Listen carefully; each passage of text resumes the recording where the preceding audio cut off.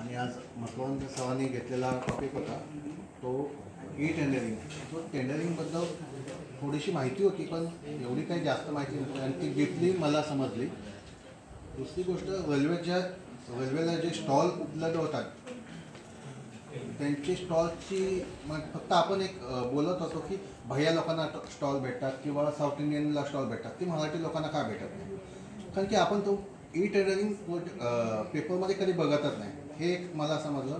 आणि टेंडरिंगमध्ये काय काय आपल्या गोष्टी लागतात, म्हणजे जसे की लायसन्स असतात.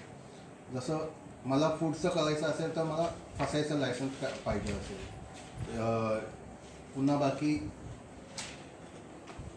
डिजिटल सिग्नेचरचं पाहिजे असेल, मला बँकेचं करंट अकाउंट पाहिजे असेल. ह्या गोष्टी मला माहिती पडल्या आहेत.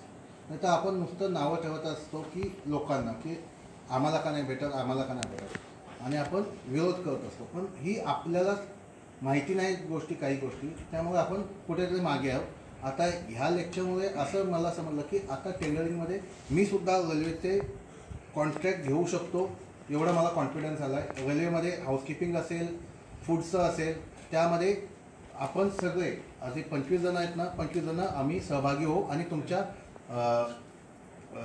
नेतृत्वाखाली आम्ही येऊ. धन्यवाद.